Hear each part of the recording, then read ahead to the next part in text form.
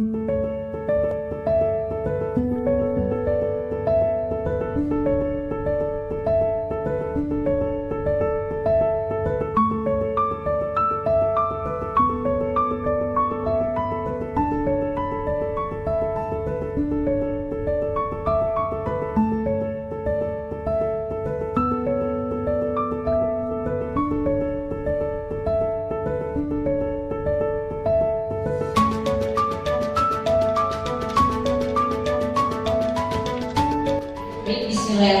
Assalamualaikum warahmatullahi wabarakatuh. Subhanallah, alhamdulillah, wa la ilaha illallah, wallahu akbar. La haula wa la quwwata illa billah. Yang terhormat Bapak Kepala SMK Negeri 1 Limundi, yang kami hormati Bapak Ibu yang pada kesempatan hari ini hadir. Pertama-tama marilah kita panjatkan puji dan syukur kepada Allah Subhanahu wa taala yang mana pada kesempatan hari ini, hari Rabu tanggal 21 Agustus tahun 2024, bertempat di kampus SMK Negeri 1 Limundi, kita semua bisa berkumpul dalam acara diseminasi budaya positif. Salawat dan salam semoga senantiasa tercurah limpahkan kepada Nabi besar Muhammad SAW, kepada keluarganya, sahabatnya, dan mudah-mudahan sampai kepada kita semua selalu mendengarnya. Baik Bapak Ibu yang kami hormati, mohon izin saya selaku penata acara membacakan susunan acara.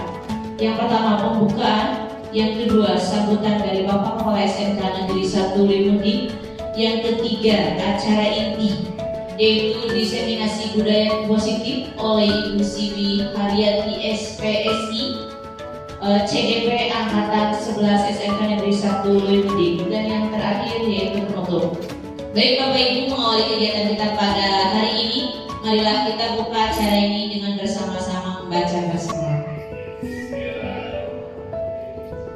Baik, terima kasih. Semoga dengan bacaan basmalah tadi acara kita bisa berjalan sesuai dengan rencana.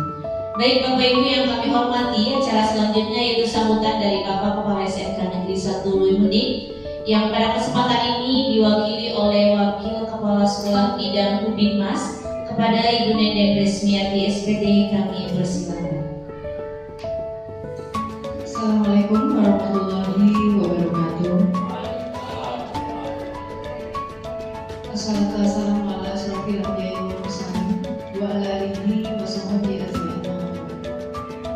Yang saya hormati Bapak dan Ibu Guru SMK Negeri 1 Limundi, khususnya Ibu Siwi Haryati SPSI sebagai peserta CGP Angkatan 11 yang perwakilan dari sekolah kita SMK Negeri 1 Limundi. Alhamdulillah, wasyukurillah, puji syukur kehadirat Allah Subhanahu wa taala, pada hari ini dalam keadaan sehat walafiat kita dapat berkumpul bersama-sama di ruangan ini untuk melaksanakan diseminasi budaya positif yang nanti akan disampaikan oleh Ibu Siwi Haryati. Salawat serta salam mari bersama-sama selalu kita panjatkan, kita junjungkan kepada Nabi besar kita Nabi Muhammad SAW. Semoga kita semuanya mendapatkan syafaatnya di akhir nanti. Bapak dan Ibu, saya mohon izin perkenankan untuk mewakili Bapak Kepala Sekolah untuk membuka acara diseminasi pada hari ini. Mudah-mudahan diseminasi yang akan disampaikan oleh Ibu Siwi Haryati SPSI pada kesempatan ini menambah wawasan kita semua tentang apa itu budaya positif. Kemudian dapat kita implementasikan di sekolah kita untuk lebih meningkatkan kualitas anak didik kita. Diawali dengan kualitas diri kita sebagai pendidik. Diharapkan juga kita semua ikut tergerak untuk mengikuti program-program pemerintah, terutama dengan guru penggeraknya. Mungkin itu harapan sekolah, di mana sudah bermunculan sekarang banyak guru-guru mudah-mudahan memberikan aura positif, memberikan motivasi yang tadinya ada istilahnya guru pendiam, mudah-mudahan sedikit bergerak mengikuti ritme yang diinginkan oleh pemerintah, begitu ya Bapak dan Ibu sekalian. Mungkin itu saja yang saya sampaikan pada kesempatan ini. Selamat kepada Ibu Siti Haryati SPSI untuk menjalankan desiminasinya. Tidak lupa juga saya ucapkan kepada Bapak Ibu guru yang terlibat pada kesempatan ini. Kita harus selalu bersama-sama saling mensupport, karena sekolah kita tidak akan maju hanya oleh 1-2 orang yang bergerak. Kita harus bergerak semuanya. Begitu mungkin. Terima kasih. Wabillahi taufiq wal hidayah. Wassalamualaikum warahmatullahi wabarakatuh. Ya, baik, dengan ini saya buka acara desiminasi ini.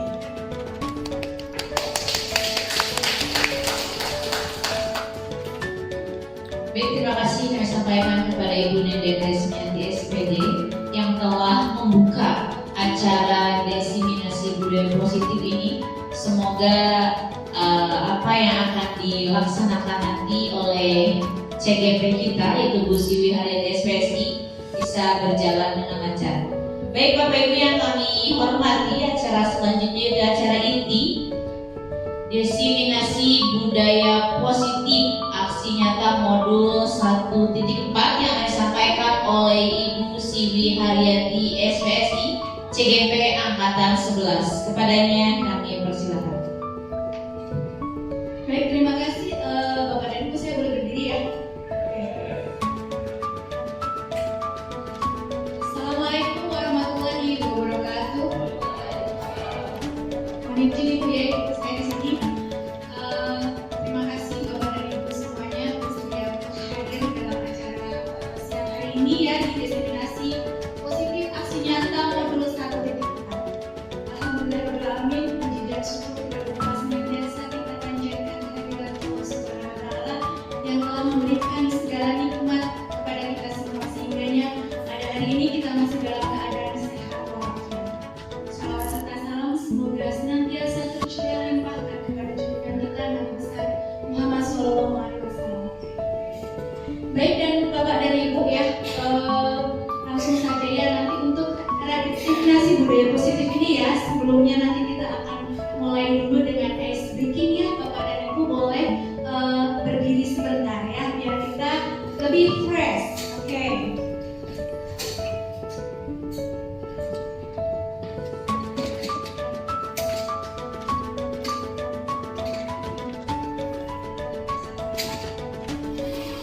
Oke, silakan nanti ikuti ya Bapak dan Ibu ya semuanya.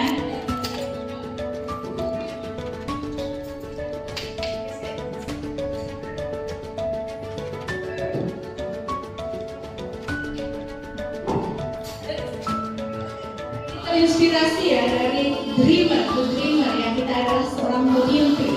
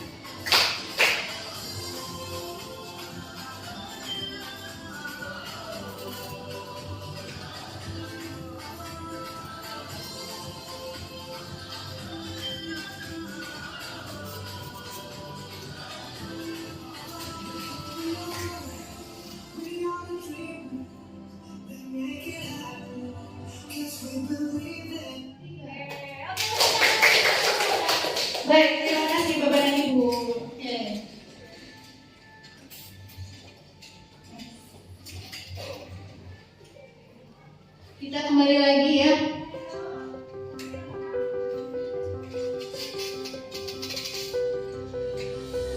Baik, Bapak dan Ibu, untuk kali ini materi kita adalah tentang diskriminasi budaya positif ya. Bapak dan Ibu tentunya mungkin sudah sangat sering sekali ya kita mendengar apa itu budaya positif ya. Dan tentunya untuk peserta didik kita, untuk siswa-siswi kita ya, bagaimana kita sebagai seorang guru itu dapat menerapkan budaya positif ini kepada peserta didik kita, terutamanya di sekolah kita tercinta ini yaitu SMK Negeri 1 Loyolmuni. Baik.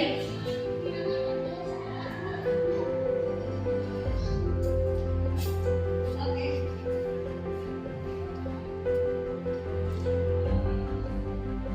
Oke, baik.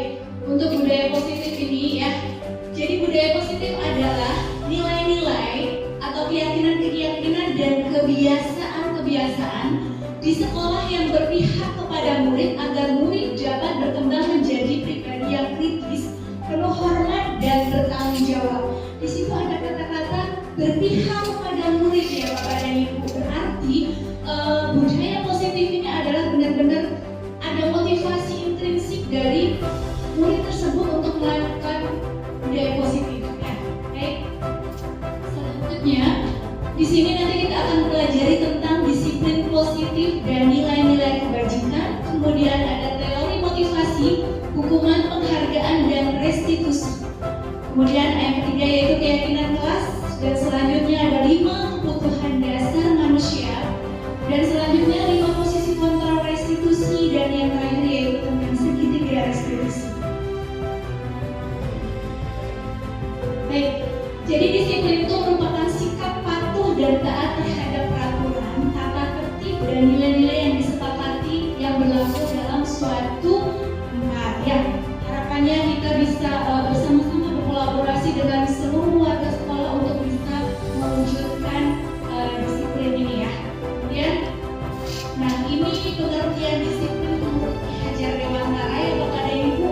Ki Hajar Dewantara itu menyatakan bahwa untuk mewujudkan murid yang merdeka, murid harus memiliki disiplin yang kuat yang berasal dari dirinya ya, atau berasal dari luar diri. Berarti kalau berasal dari dirinya itu berarti ini adalah motivasi intrinsik. Kemudian ada yang dari luar dirinya, berarti ini adalah dari eksternal ya. Kemudian Diane Gosen ya menyatakan bahwa arti asli dari kata disiplin ini juga berkonotasi dengan disiplin diri dari murid-murid yang dapat menggali seseorang, menggali potensinya menuju kepada sebuah tujuan ya, sesuatu yang dihargai dan bermanfaat tentunya. Oke. Baik, disiplin itu dikelompokkan menjadi 2 ya. Kayak tadi internal dan eksternal ya. Ada motivasi intrinsik dari dalam, kemudian ada yang dari luar yaitu eksternal. Nah, disiplin eksternal itu disebut dengan disiplin negatif. Kenapa disebut dengan disiplin negatif? Karena berasal dari luar. Jadi motivasinya bukan motivasi dari dalam siswa tersebut. Berarti kemungkinan siswa tersebut ketika melaksanakan disiplin ini mungkin saja karena terpaksa atau mungkin takut karena adanya hukuman. Nah itu. Kemudian sedangkan disiplin internal itu adalah disiplin positif ya. Tentunya disiplin positif ini muncul dari diri internal ya, motivasi intrinsik dari siswa tersebut. Oke. Nah, ini menurut Harlock ya menjelaskan bahwasanya disiplin positif itu sama artinya dengan pendidikan dan bimbingan yang menekankan pada pertumbuhan di dalam diri atau self disiplin yang juga bersumber dari motivasi diri sendiri. Proses menaati aturan dan norma harus datang dari kesadaran diri sendiri. Oke. Nah, ini ya disiplin negatif ya, berarti kan pengendalian dengan kekuasaan dari luar anak ya, yang biasanya dilakukan secara terpaksa dan dengan cara yang kurang menyenangkan atau dilakukan karena takut atas hukuman. Nah, sekarang coba Bapak Ibu kita merefleksikan diri kita ya sebagai seorang pendidik sampai dengan detik ini. Ketika kita menerapkan disiplin ini pada anak itu sebenarnya sudah disiplin positif atau masih disiplin negatif? Ya, itu ya. Untuk anak-anak kita nih ya. Oke. Nah, disiplin positif ya, dari pendapat di atas bahwasanya dapat disimpulkan positif akan memiliki motivasi internal yang tinggi ya dalam menguasai diri untuk melakukan tindakan-tindakan yang sesuai dengan nilai-nilai kebajikan universal. Nah, ini berarti berdasarkan standar atau nilai-nilai dari kebajikan universal ini banyak sekali Bapak dan Ibu ya. Oke, sebagai pendidik tugasnya adalah membimbing siswa untuk memiliki disiplin diri yang berasal dari dirinya sendiri. Berarti kan bagaimana cara kita itu untuk memunculkan motivasi intrinsik yang berasal dari diri pribadi siswa tersebut ya. Jadi bukan dari luar ya. Motivasinya bukan dari luar. Oke. Nah, ini Bapak dan Ibu ya. Nilai-nilai kebajikan itu banyak sekali ya. Ada berasal dari profil pelajar Pancasila. Kemudian ada Ibu Primary Youth Program ya. Ada 9 pilar karakter, kemudian petunjuk seumur hidup, keterampilan hidup ya. The 7 Essential Virtues, the Project. Nah, banyak sekali ya. Jadi yang pertama ini profil pelajar Pancasila ya, seperti dan Bapak dan Ibu yang sudah ketahui ya. Ada 6 dimensi ya dari P5 atau profil pelajar Pancasila ya. Yang pertama adalah beriman, bertakwa kepada Tuhan Yang Maha Esa dan berakhlak mulia. Kemudian mandiri, bernalar kritis, berkebinekaan global, gotong royong dan kreatif. Itu adalah nilai-nilai kebajikan berdasarkan profil pelajar Pancasila. Kemudian menurut Ibu Primary Years Program ya, ini ada sikap murid itu banyak sekali ya. Ada toleransi, rasa hormat, integritas, mandiri, menghargai, antusias, keingintahuan, kreativitas, kerjasama, percaya diri dan komitmen. Nah, itu nilai-nilai kebajikan berdasarkan dari Ibu Primary Years Program. Nah, kalau menurut 9 pilar karakter Indonesia ya, ada cinta Tuhan dan segenap ciptaannya. Sebenarnya tidak jauh beda ya Bapak dan Ibu tadi dengan yang dari profil pelajar Pancasila atau dari Ibu Primary Years Program ya. Ada lagi kemandirian dan tanggung jawab ya. Yang di profil pelajar Pancasila juga ada itu ya. Kemudian kejujuran atau amanah, diplomatis ya, hormat dan santun, dermawan, suka menolong, gotong royong, percaya diri, kreatif dan bekerja keras, kepemimpinan yang adil, baik dan rendah hati, toleransi, kedamaian dan kesatuan. Oke, lanjut ya Bu ya. Nah, kita tahu ya Bapak Ibu dan Ibu ya, sebagai seorang pendidik ya, bahwasanya bagaimana kita menciptakan disiplin yang positif ini ya. Jadi bukan disiplin yang negatif ya. Tentunya ini menjadi sebuah tantangan bagi kita semua ya.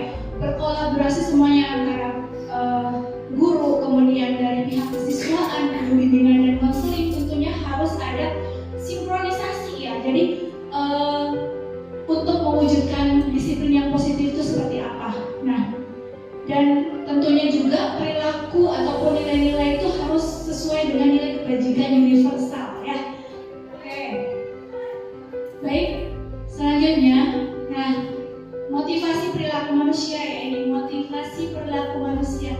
Menurut Diana Gosen ya, menyatakan ada 3 alasan kenapa manusia atau seseorang itu melakukan sebuah motivasi atau melakukan sesuatu hal, itu pasti ada motivasi yang melandasinya atau melatar belakanginya. Yang pertama yaitu untuk menghindari ketidaknyamanan atau hukuman. Nah, kira-kira ini seperti apa?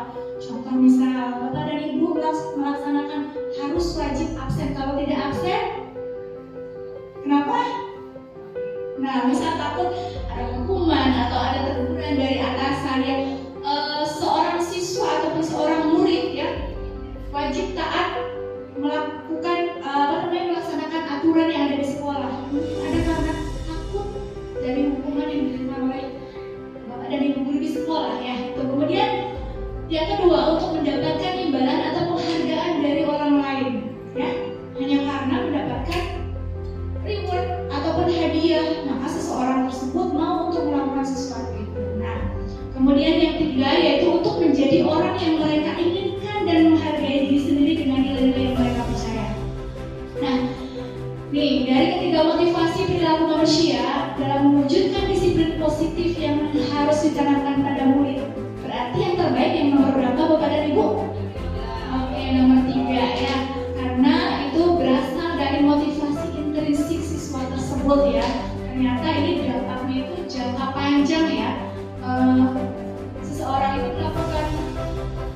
sebuah perilaku ya tidak terpengaruh dengan adanya hukuman maupun adanya reward ya atau penghargaan. Oke. Nah ini Bapak dan Ibu yang akan kita bahas selanjutnya yaitu tentang hukuman, konsekuensi dan restitusi. Nah 3 hal ini tentunya sangat berbeda sekali ya. Hukuman, konsekuensi dan restitusi kita akan bahas satu persatu dimulai dari hukuman tersebut. Dimulai dari hukuman dulu ya. Oke, hukuman adalah suatu tindakan yang diberikan kepada seseorang atas pelanggaran yang dilakukan. Nah, pendekatan hukuman itu berfokus pada sanksi negatif yang dapat menyakiti murid. Berarti ini bisa fisik, bisa juga secara verbal Bapak dan Ibu ya. Bahkan dakwanya trauma atau cedera. Nah, contohnya adalah hukuman fisik. Nah, ada Bapak dan Ibu yang bisa memberikan contoh untuk hukuman. Boleh? Berbagi? Silakan. Push up ya, push up apa lagi? Sekojak ya. Hormat ya. Oke, apa lagi? Push up lari menyelidiki lapangan. Oke, itu termasuk hukuman ya karena dapat menimbulkan cedera atau hukuman fisik ya. Kemudian, oke, selanjutnya adalah konsekuensi ya. Nah, konsekuensi ini adalah pertanggungjawaban yang dibebankan kepada seseorang atas pelanggaran dari aturan yang telah disepakati bersama. Nah, mengutip modul disiplin positif guru penggerak ya. Nah, ini metode pendisiplinan konsekuensi itu sudah disepakati bersama. Nah, tentunya ini Bapak dan Ibu dari berawal dari panduannya itu acuannya adalah aturan ya. Kemudian konsekuensi ini muncul ketika Bapak dan Ibu belum melaksanakan kesepakatan kelas. Ya, kesepakatan kelas atau keyakinan kelas. Dari sini berarti sudah ada kesepakatan atau disepakati oleh seluruh siswa yang ada di kelas tersebut ya Bapak dan Ibu. Dan Bapak dan Ibu mungkin juga sudah melaksanakannya di kelas masing-masing ya. Oke, untuk konsekuensi, kemudian restitusi. Nah, apa itu restitusi? Restitusi itu merupakan proses kolaboratif yang mengajarkan murid untuk mencari solusi untuk masalah mereka. Ya, nah di sini sudah ada kolaborasi ya, mengajarkan kolaborasi dan membantu murid berpikir tentang orang seperti apa yang mereka inginkan dan bagaimana mereka harus memperlakukan orang lain. Nah, ini penting sekali, apalagi mungkin Bapak dan Ibu guru di sini ada yang guru bimbingan konseling ya. Sepertinya wajib sekali harus bisa melaksanakan restitusi. Jadi tidak hanya sebagai hukuman atau konsekuensi saja ya. Jadi ketika kita melaksanakan konseling dengan siswa ya, pastinya kita tanyakan dulu ya permasalahan siswa, latar belakangnya dan lain sebagainya. Kemudian siswa tersebut bisa menyelesaikan permasalahannya dengan baik. Kita tanya mereka ingin menjadi orang yang seperti apa pada akhirnya. Nah, seperti itu nanti kita akan belajar tentang segitiga restitusi ya Bapak dan Ibu. Nah, oke. Nah, ini ada hukuman, konsekuensi dan restitusi. Di sini ada identitas gagal dan identitas sukses. Nah, kalau hukuman itu berarti sesuatu yang menyakitkan harus terjadi ya. Nah, kalau konsekuensi itu berarti konsekuensi dan restitusi itu termasuk di identitas sukses ya. Berarti sesuatu yang harus terjadi. Kemudian restitusi merupakan sebuah pilihan. Hukuman tidak nyaman untuk murid atau anak untuk jangka waktu yang panjang. Konsekuensi seperti apa? Tidak nyaman untuk murid atau anak untuk jangka waktu yang pendek. Nah, perbedaannya itu ya Bapak dan Ibu. Kemudian untuk restitusi itu menguatkan untuk murid atau anak dalam jangka waktu yang panjang. Nah, kalau hukuman itu korban itu mendapatkan keadilan, korban ya. Konsekuensi korban bisa diabaikan, restitusi korban mendapatkan keadilan. Nah, hukuman murid atau anak akan tersakiti, kemudian konsekuensi murid atau anak juga tidak nyaman. Restitusi murid atau anak mendapatkan penguatan. Nah, itu perbedaannya ya Bapak Ibu antara identitas gagal dan identitas sukses. Selanjutnya, nah ini mungkin kata-kata yang yang kita ucapkan mungkin ya. Kalau hukuman peraturannya adalah kamu harus titik. Kamu itu harusnya pakai sepatu warna hitam. Ya. harusnya pakai baju sesuai dengan aturan, kamu harus taat seperti itu ya. Kalau konsekuensi, beda lagi. Di sini sudah ada kata-kata yang dirubah. Apa peraturannya nak? Harusnya kamu pakai sepatu apa? Harus ya. Peraturannya nih, kamu hari Senin nih pakai apa gitu ya? Mampukah kamu melakukan itu? Tuh. Kemudian untuk yang restitusi itu yang kamu yakini, berarti ini sudah ke kesepakatan kelas atau keyakinan kelas ya. Terus kemudian apa yang bisa kamu lakukan untuk memperbaiki masalah untuk restitusi ya kepada ibu. Oke, di sini masih ada banyak lagi ya.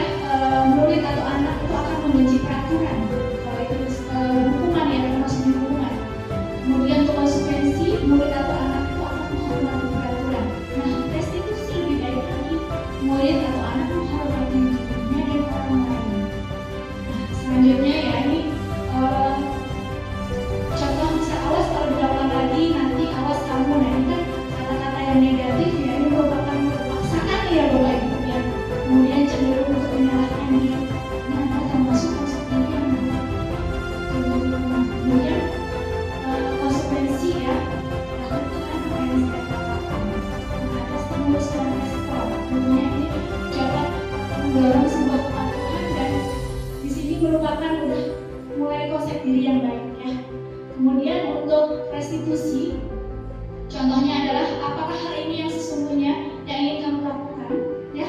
Ini sudah ada teori kontrol, nanti kita akan mempelajari tentang 5 teori kontrol ya. Kemudian mendorong disiplin positif dan tentunya di sini adalah konsep dirinya itu sudah kuat ya. Oke, next Bapak Ibu. Di sini ada lagi ya untuk hukuman ya, murid atau anak belajar menyembunyikan kesalahan ya.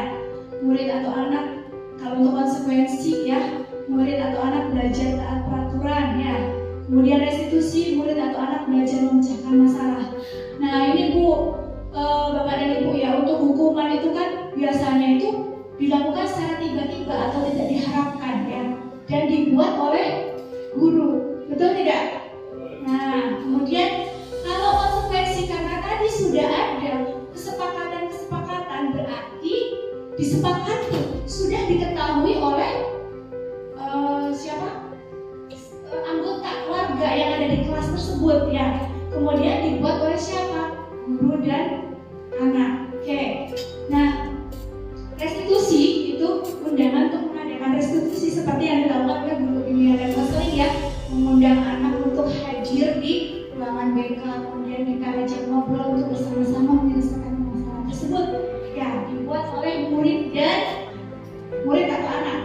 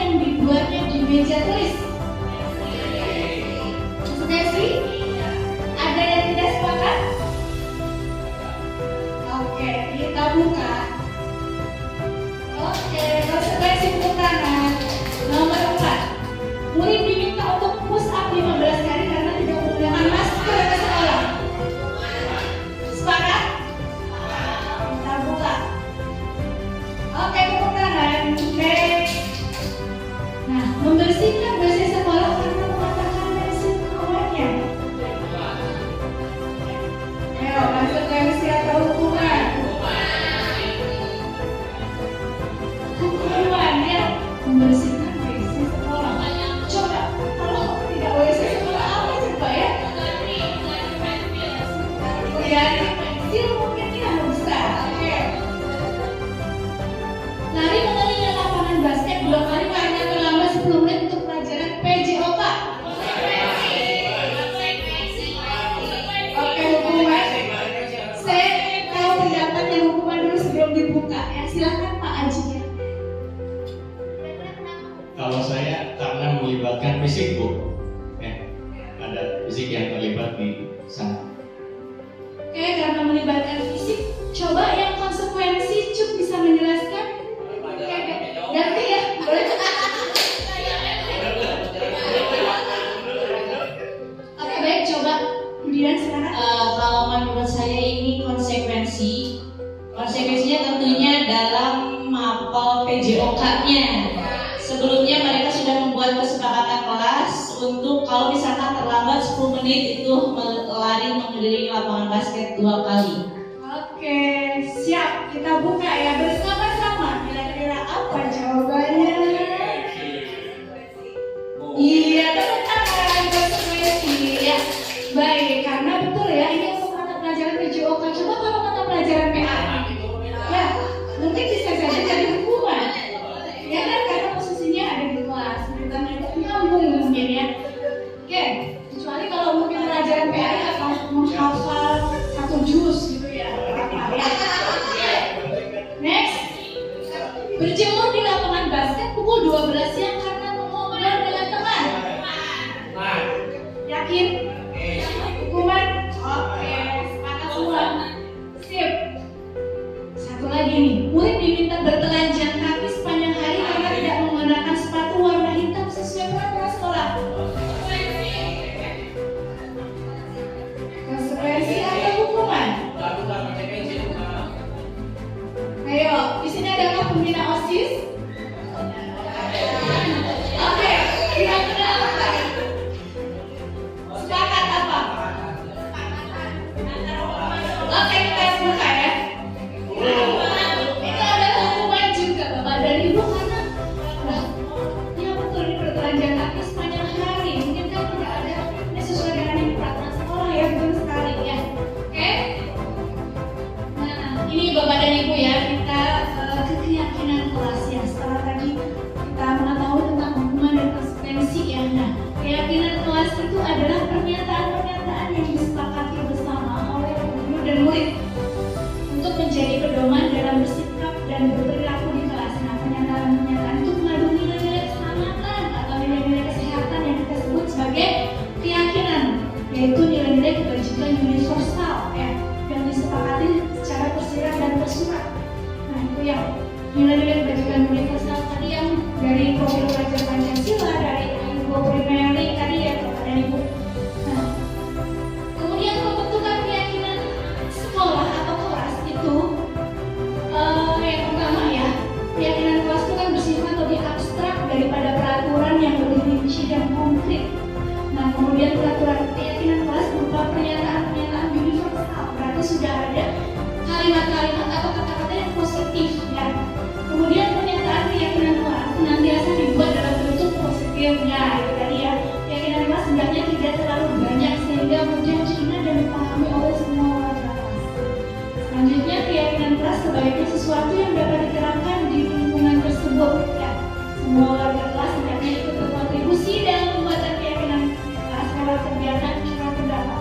Pasti ada interaksi, ada komunikasi antara guru dan siswa ya. Bersedia meninjau kembali keyakinan kelas dari waktu ke waktu ya. Penting sekali untuk meninjau keyakinan kelas karena apa? Mungkin kita harus menyesuaikan dengan seperti filosofi ini aja diwawancara ya, sesuai dengan kodrat alam dan kodrat zaman. Mungkin kan dari sini dari waktu ke waktu itu harus kita tinjau kembali apakah keyakinan kelas tersebut sesuai tidak dengan kondisi atau keadaan di zaman sekarang ya. Oke. Nah, mempersilahkan warga sekolah atau murid-murid di sekolah ke kelas untuk bercurah pendapat tentang peraturan yang perlu disepakati sekolah nih Bapak dan Ibu sudah laksanakan ya. Mencatat semua masukan-masukan para murid atau warga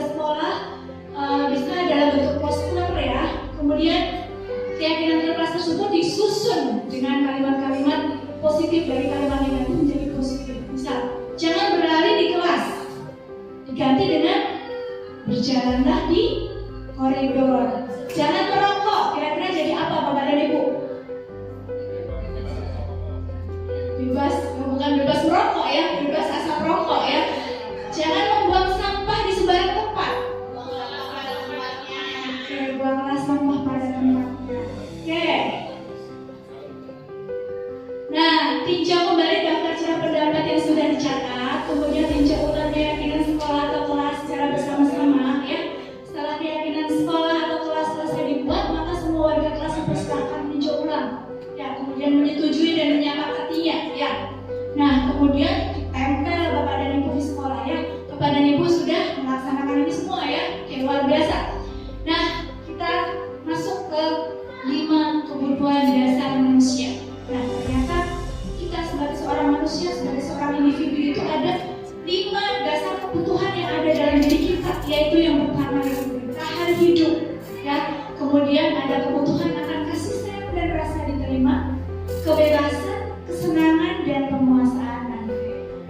Nih, oke. Contoh nih ya, tadi ya Bu ya. Aku senang main kejar-kejaran dengan ibu guru, seru. Termasuk dalam kesenangan, kebebasan, pemuasaan atau cinta kasih sayang. Kesenangan? Semangat kesenangan? Oke. Betul sekali ya, aku senang ya. Oke, ibu kejar aku karena ibu guru sayang aku. Cinta dan kasih sayang. Oke, betul. Aku bosan, masa belajarnya cuma gitu-gitu aja, dengerin guru aja. Apa kira-kira? Penguasaan, kebebasan. Oke, kita lihat ya. Oke, kebebasan.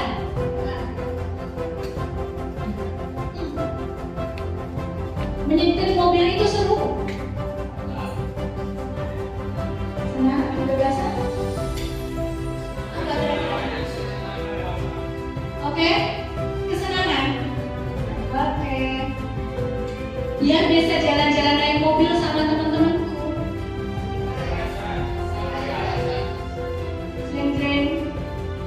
Wah, muncul. Oke, cinta dan kasih sayang. Kenapa ya kira-kira ya? Iya, sama dengan teman-teman ya. Itu berarti seperti itu. Nah, satu lagi nih, aku merasa bangga dan keren. Apa nih? Penguasaan? Oke, bagus. Oke. Nah, ini ada 5 posisi kontrol restitusi ya Bapak dan Ibu. Nah, ini bosan telah menunjukkan bahwa terdapat 5 posisi kontrol yang dapat diterapkan oleh seorang guru. Nanti kita bisa kira-kira selama ini kita menerapkan posisi kontrol itu kan ada di mana Bapak dan Ibu ya? Nah, ini ada sebagai pendukung, membuat rasa bersalah, teman, pemantau, dan manajer ya. Silakan nanti Bapak dan Ibu guru akan melihat sebuah tayangan video ya, supaya lebih memahami lagi ya, membuat sebagai seorang penghukum seperti apa, membuat rasa bersalah seperti apa, teman, pemantau, atau manajer. Oke.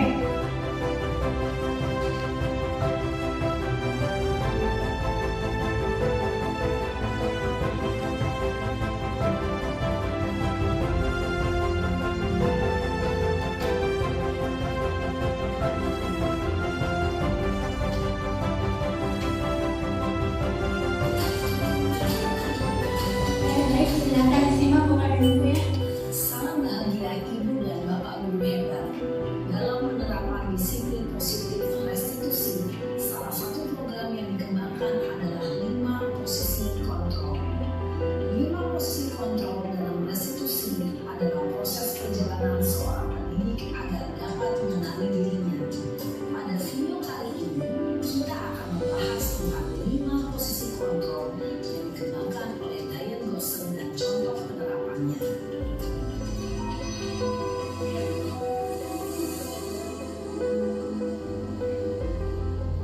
5 posisi kontrol itu adalah 1. Posisi penghukum, 2. Posisi pembuat merasa bersalah, 3. Posisi teman, 4. Posisi pemantau atau monitor, dan 5. Posisi manajer. Untuk lebih memahami kelima posisi tersebut, mari kita saksikan kasus Naren yang terlambat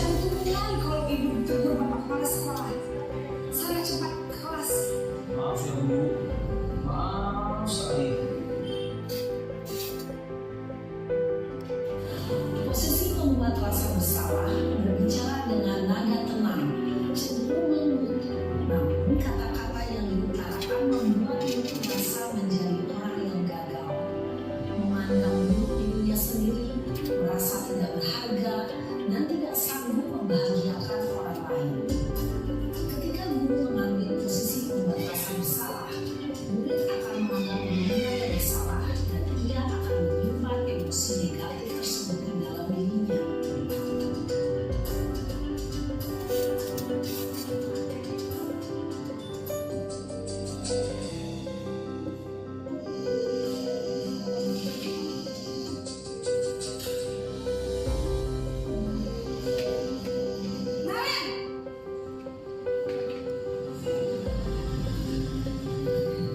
Selamat pagi, Bu.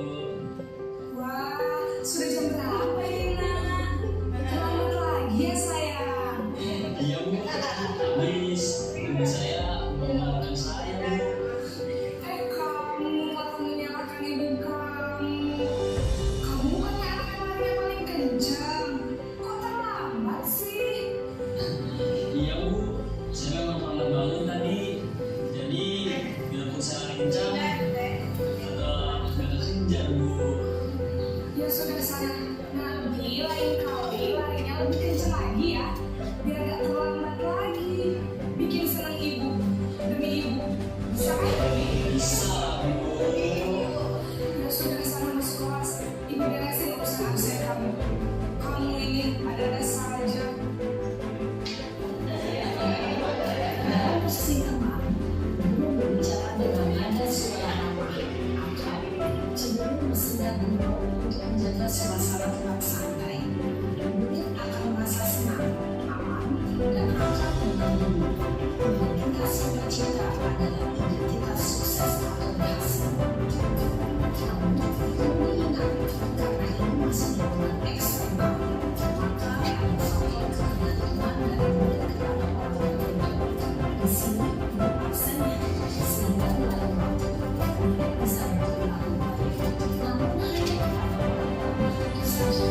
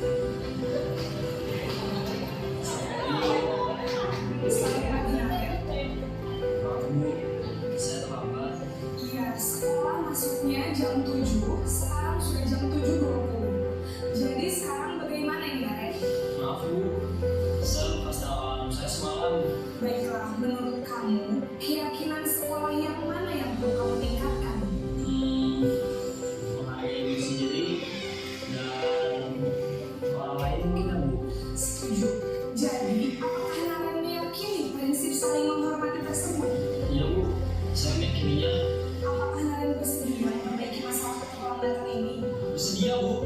Bagaimana kalau akan memperbaiki masalah keterlambatan ini?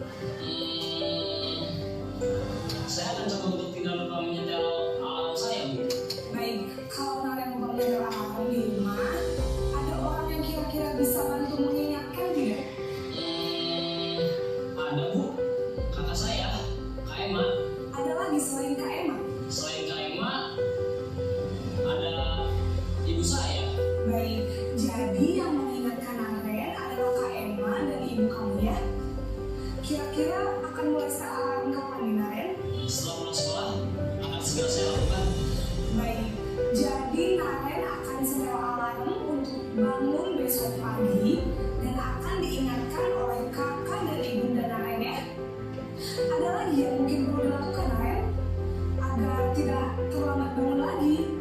Tidak ada, Bu. Baik Naren, terima kasih untuk kerjasama kamu. Sekarang kamu perlu kembali ke kelas untuk belajar. Baik, Bu. Terima kasih. Posisi manajer adalah posisi kontrol yang disarankan untuk membimbing murid memiliki sikap disiplin yang positif, yaitu belajar yang bertanggung jawab dan memecahkan masalah. Tujuan dari posisi ini adalah agar murid dapat berefleksi atas tindakannya. Guru akan terus memberikan pertanyaan-pertanyaan sehingga murid dapat belajar dari kesalahannya dan mencari sebuah solusi untuk menyelesaikannya. Ibu dan bapak guru hebat, setelah mengamati adegan kelima posisi kontrol, kira-kira posisi mana yang paling ideal? Posisi mana yang dapat menunjang motivasi prinsip murid? Posisi ini memang posisi ideal dan perlu dituju setiap murid. Pada posisi inilah guru dapat mendapatkan disiplin positif perjalanan seorang guru tentunya tidak mudah untuk sampai pada posisi seperti ini. Namun, tujuan kita pasti yaitu menciptakan budaya belajar mandiri, terbuka, dan bertanggung jawab. Semoga penggambaran 5 posisi kontrol yang telah diperlihatkan ini dapat menjadi ajar refleksi bagi kita semua agar dapat terus mengasah dan menerapkan disiplin positif yang diberikan murid. Mari terus berlatih dan bersemangat. Selamat mendengarkan. Salam dari hebat. Oke, baik.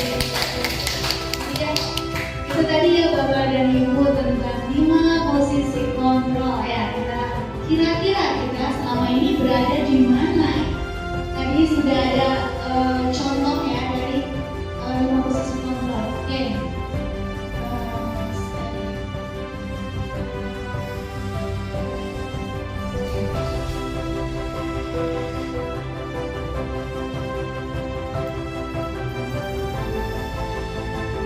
Bentar ya, ini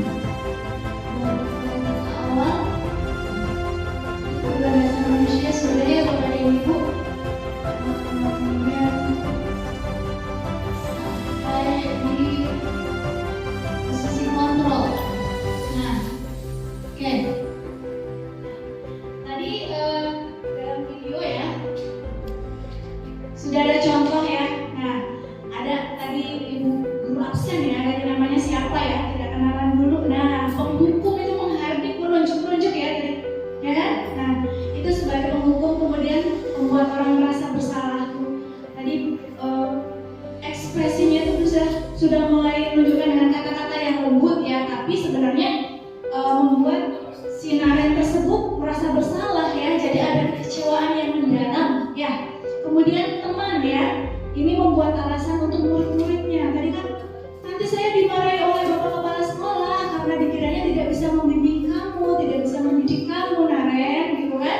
Jadi mungkin pernah kita melakukan itu ya ke peserta didik kita juga ya. Kalian kalau terlambat terus atau tidak mematuhi peraturan sekolah, nanti wali kelas yang disalahkan, nanti saya disalahkan. Nah seperti itu ya.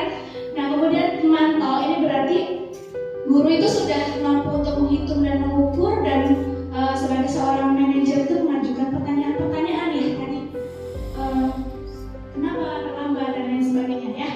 Nah di sini ada lagi ya, tadi yang sebagai penghukum ya, ini penghukum dan membuat orang merasa bersalah itu termasuk identitas gagal ya Bapak dan Ibu. Kalau untuk yang identitas berhasil atau sukses itu adalah sebagai seorang teman, pemantau atau manajer ya. Oke, ini tadi sudah ya. Nah hasilnya ya, kalau penghukum dan membuat orang merasa bersalah itu pastinya siswa tersebut akan menjadi seorang yang memberontak, mendendam, menyerang orang lain. Nah kemudian menyembunyikan sesuatu, berbohong, menyangkal. Nah itu. Nah kalau untuk posisi kontrol teman, pemantau dan manajer, karena itu termasuk identitas yang berhasil atau sukses, siswa tersebut akan merasa takut hanya dari guru tertentu saja, ya itu. Kemudian kalau pemantau itu menyelesaikan dari awasi. Nah, untuk manajer ini yang menguatkan watak atau karakter. Kita semuanya tentunya kita belajar untuk menjadi posisi kontrol seorang manajer ini ya, Bapak dan Ibu, untuk menjadi guru ya dengan posisi kontrol manajernya. Oke. Nah, nih saya kecewa sekali dengan kamu. Apa ini? Tadi sudah ada di video apa? Nah, membuat orang merasa bersalah, kita lihat. Iya, betul sekali ya. Nah, ini ada kasus seperti ini ya. Ibu Dani sedang menjelaskan pelajaran bahasa Inggris di papan tulis ya. Namun beliau memperhatikan bahwa Fajar malah tidur-tiduran dan tampak acuh tak acuh pada pelajarannya. Fajar coba jawab pertanyaan nomor 3, juga kerjakan di papan tulis. Fajar pun malas-malasan maju ke depan. Dan sesampai di depan papan tulis itu, Fajar hanya diam terpaku sambil memegang buku bahasa Inggrisnya dan memainkan spidol di tangannya. Kemudian dari Ibu Dani ya.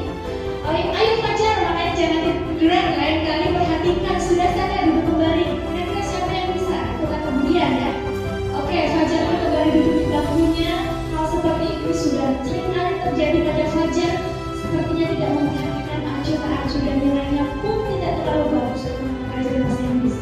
Pada saat ditegur oleh Ibu Dan, Fajar hanya menjawab tidak tahu Bu. Ibu Dan pun menjawab, gimana kamu Fajar, kamu gak kasihan sama Ibu ya? Ibu sudah capek-capek mengajarkan kamu, tidak kasihan sama Ibu. Nah itu, kira-kira posisi apa nih? Membuat rasa bersalah? Sepakat? Posisi kontrol. Nah, betul sekali ya, di sini bisa dilihat dari kata-katanya ya, seperti itu ya. Ini adalah membuat merasa bersalah. Ibu sudah capek-capek mengajarkan kamu tidak kasihan sama Ibu. Oke. Nah, dari kelima posisi kontrol, iya berarti yang terbaik itu berarti adalah apa berada Ibu? Posisi kontrol sebagai seorang manajer ya. Jadi kita penekanannya itu adalah bukan sebuah hukuman ya, tetapi di sini sudah ada kolaborasi antara murid ya dengan guru untuk memperbaiki kesalahan yang ada, dan tentunya problem solving atau permasalahan tersebut bisa diselesaikan ya dari siswa tersebut ya. Dia menyadari kesalahannya kemudian tidak akan mengulanginya kembali ya. Nah,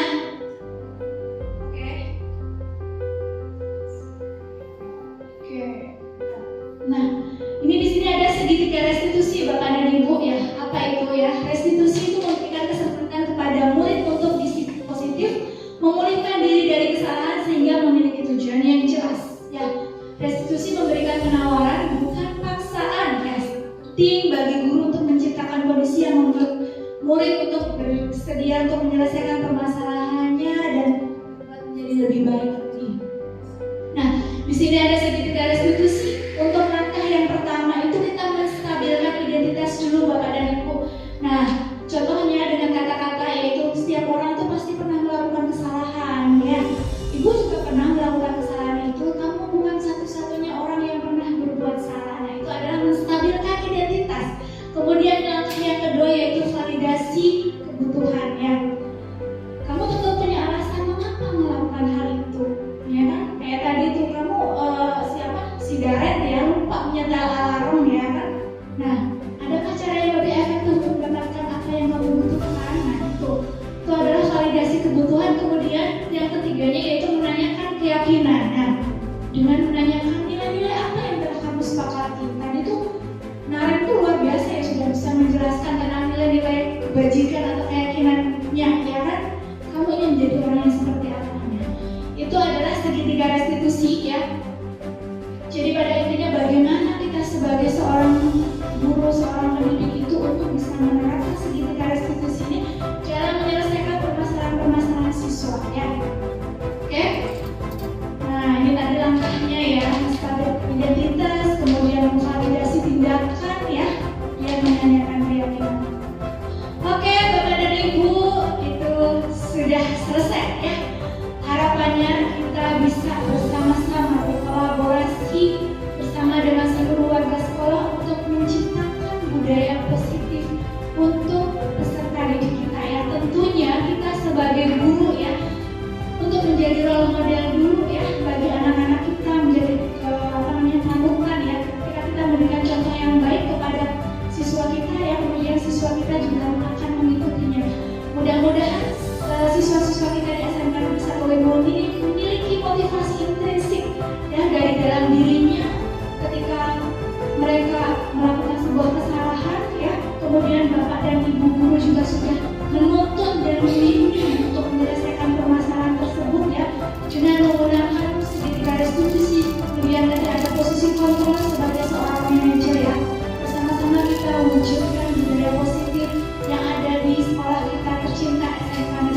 2005 ini.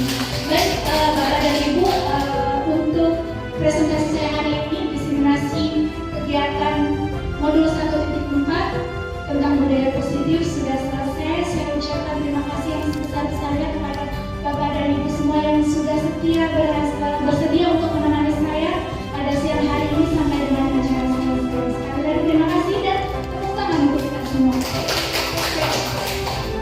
Saya tutup ya dengan budaya Bismillah. Wassalamualaikum warahmatullahi wabarakatuh. Kemudian saya kembalikan nanti kepada pemerintah acara. Terima kasih.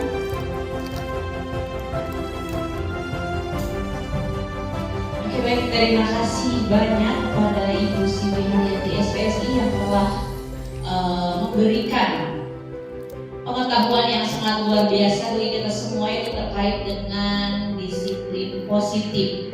Baik Bapak Ibu, barangkali ada yang disampaikan sebelum saya tutup kegiatan ini. Kami persilahkan. Ada yang belum jelas atau penguatan boleh Bu Ade dipersilahkan. Terima kasih Bu. Senang sekali kami telah menerima ilmu bagaimana cara menjadi imam dari 5 restitusi tadi. Cuma dalam kenyataannya lapangannya itu rata-rata memang hukumannya hukuman fisik. Sebenarnya sebagai seorang guru itu ya kami itu sebenarnya tidak mau hukuman fisik. Cuma saya berusaha tidak menghukum fisik, tapi anak-anaknya begini Bu, saya nggak bisa menjawabnya. Akhirnya Bu, ini aja lah, hukuman fisik aja begitu. Biar tereng. Bagaimana itu Bu menawarkan diri? Terima kasih Bu. Assalamualaikum warahmatullahi wabarakatuh. Gimana Bu, mau langsung direspon? Ya boleh. Aku masih ingat Bu. Baik, terima kasih banyak ya Ibu EH ya. Ini adalah memang tantangan buat kita semua ya. Jadi buat kita semua bagaimana cara kita itu untuk menerapkan segitiga restitusi tersebut. Bapak dan Ibu perlu diingat kembali ya bahwasanya tadi adalah posisi kontrol terbaik itu adalah sebagai seorang manajer ya. Jadi tahapannya itu ketika sebagai seorang teman sudah dilewati ya, kemudian sebagai seorang manajer. Nah, sebisa mungkin bagaimana cara kita untuk tidak menerapkan hukuman ya, apalagi hukuman secara fisik. Nah, ketika kita sudah menerapkan segitiga restitusi ya, kemudian ada kesadaran dari siswa tersebut ya, kita ajak ngobrol, kita ajak diskusi dengan tahapan-tahapan tadi ya. Yang pertama adalah menstabilkan identitas, kemudian kita memvalidasi tindakan yang salah, dan kemudian kita akan menanyakan keyakinan. Insya Allah nanti tidak akan tercipta untuk yang hukuman fisik seperti itu. Ya, tahapan dari segitiga restitusi itu yang perlu kita ingat ya. Satu, menstabilkan identitas ya, identitas yang gagal atau yang salah ya, kita stabilkan dulu. Kemudian yang keduanya yaitu memvalidasi tindakan yang salah ya. Nah, adakah hal lain nggak yang bisa kamu lakukan? Nah, selain hal yang salah tadi ya. Kemudian yang ketiganya adalah mengingatkan kembali tentang keyakinan-keyakinan yang sudah dibuat. Nah, makanya penting sekali kenapa keyakinan kesepakatan itu perlu dibuat sekali, karena kita mengacunya dari aturan-aturan tersebut. Jadi ya, Ibu ya, terima kasih. Oke, baik, terima kasih. Ada lagi yang disampaikan? Ada? Atau udah dirasa cukup? Oke, kalau cukup, marilah kita tutup acara ini dengan bersama-sama baca hamdalah. Baik, terima kasih Bapak Ibu atas waktu dan kesempatannya. Saya penata acara undur diri. Assalamualaikum warahmatullahi wabarakatuh. MK Negeri 1 Lewi Munding.